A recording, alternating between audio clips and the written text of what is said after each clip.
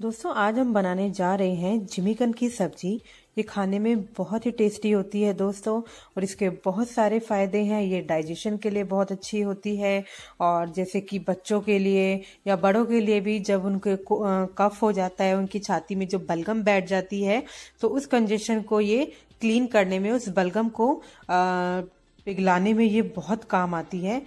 तो प्लीज़ आप इस सब्जी को ज़रूर ट्राई कीजिएगा, और नीचे कमेंट बॉक्स में मुझे ज़रूर बताइएगा कि आपको हमारी रेसिपी कैसी लगी। और हमारे चैनल को सब्सक्राइब करना बिल्कुल ना भूलें, साथ में जो बेल आइकन है उसको ज़रूर हिट कीजिएगा। तो चलिए बिना किसी देरी किए हम अपनी जिमीकंद की सब्जी को बनाना शुरू करते हैं। दोस्तों जिमीकंद की सब्जी बनाने से पहले हम उसको कट कर लेते हैं।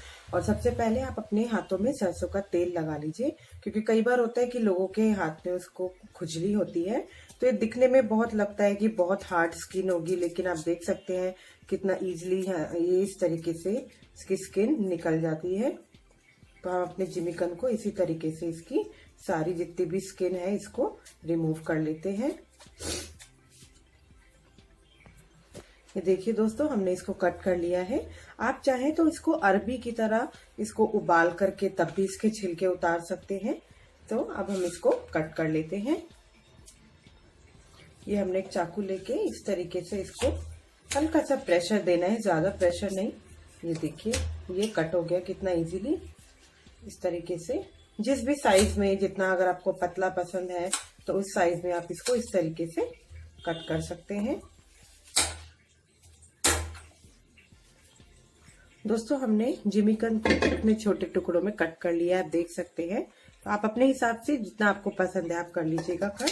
अब हमने इसको कुकर में डाल के इसको अब हम सीटी लगाएंगे। थोड़ा सा इसमें हम ऐड करेंगे नमक। यहाँ पे मैंने 1/4 से भी कम नमक लिया है, इसको हम अपने कुकर में ऐड। दोस्तों हमारे जिमीकंद उबल गए हैं। इसमें मैंने 5 से 6 सीटी लगाई है। आप देख सकते हैं कि अगर हम इसे चाकू से ऐसे कट कर रहे हैं तो ये इजीली कट हो रहे हैं। आप चाहें तो इसमें और सीटी लगा सकते हैं। तो चलिए हम चलते हैं इसको सरसों के तेल में फ्राई करने की ओर। दोस्तों फ्राई करने के लिए मैंने यहाँ पे लिया है सरसों का तेल।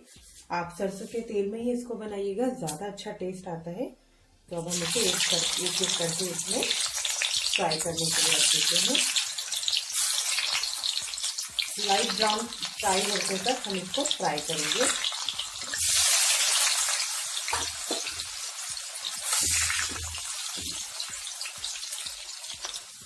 दोस्तों हमारे जिमीकंद बढ़िया तरीके से फ्राई हो गए हैं।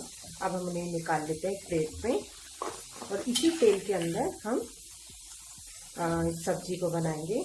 अगर आपको तेल ज़्यादा लग रहा है तो आप कम कर सकते हैं।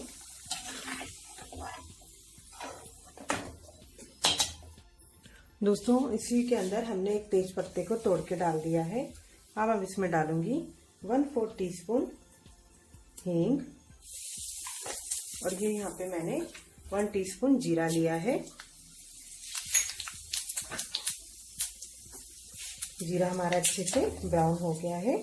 अब हम इसमें डालेंगे हमारा प्याज का पेस्ट।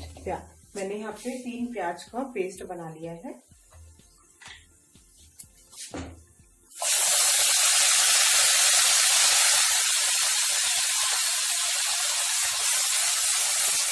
और प्याज को भी हम गोल्डन ब्राउन होने तक फ्राई करेंगे।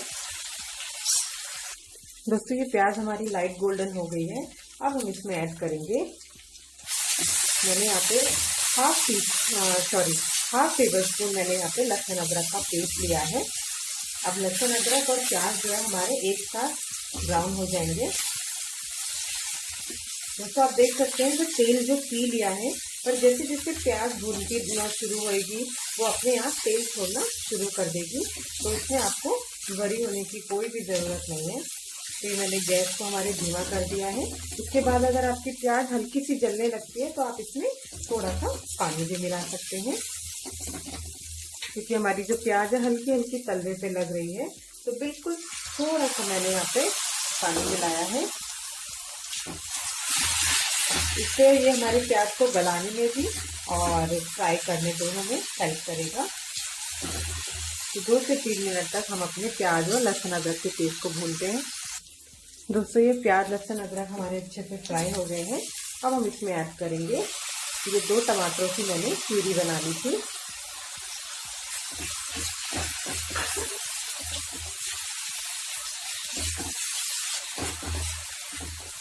तो हमने जैसे टमाटर ऐड किए हैं, अब हम इसमें ऐड करेंगे नमक, क्योंकि नमक जो है वो टमाटर को गलने में काफ़ी हेल्प करता है। 2 से 3 मिनट हमारे टमाटरों को भी हम गलने के लिए दे देते हैं, ताकि ये अच्छे से इसमें फ्राई हो जाए।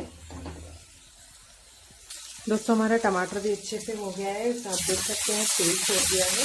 अब हम इसमें ऐड करेंगे हमारे ड्राई मसाले। यहाँ पे मैंने लिया है 1/4 हल्दी, 1 टेबलस्पून धनिया पाउडर, 1 टीस्पून लाल मिर्च। लाल मिर्च आप अपने हिसाब से कम या ज़्यादा कर सकते हैं। यहाँ पे लिया है मैंने 1 टीस्पून गरम मसाला। इसको अच्छे से मिला लेते हैं। आप मसाले का जो भी टेस्ट है आप अपने हिसाब से कम या ज़्यादा करके चेक कर सकते हैं। इसमें हम थोड़ा सा पानी ऐड कर देंगे। जिस जार में मैंने टमाटर पीसे थे उसी में मैंने थोड़ा सा पानी डाल के ऐड कर दिया है, ताकि हमारे मसाले जलने ना पाए। इसको हमने 2 से 3 मिनट तक अपने मसालों को बढ़िया तरीके से हमने इन्हें पकने देना है।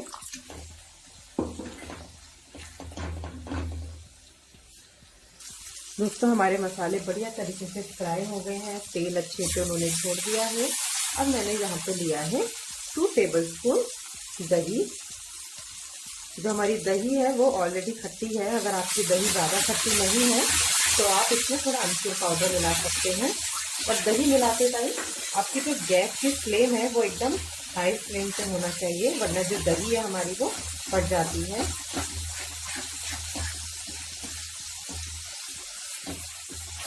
देखिए दही एकदम अच्छे से इसमें मैश हो गई है, क्योंकि जो फ्लेम थी वो हाई थी।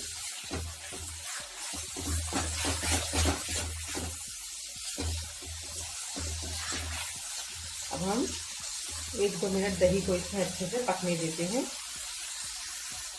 दोस्तों हमारी दही अच्छे से पक गई है। दही पकने कैसे पता चलेगी, आप देख सकते हैं इसके अंदर जो बुलबुले उठ रहे हैं, इसका मतलब हमारी दही पक के एकदम रेडी हो चुकी है। हमने अपने गैस की जो फ्लेम है उसको लो कर दिया है। अब हम इसमें ऐड करेंगे हमारे जिमीकंद।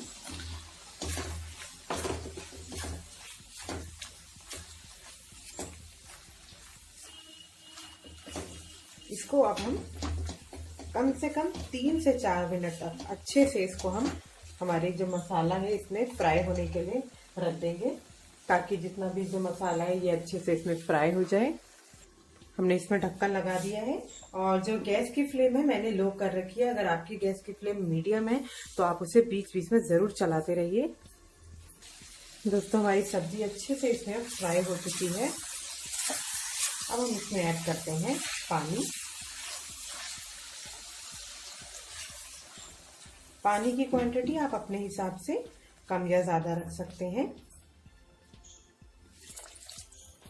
मेरे हिसाब से इतना काफ़ी है, ना तो ये ज़्यादा गाढ़ी है ना ही ज़्यादा पतली है।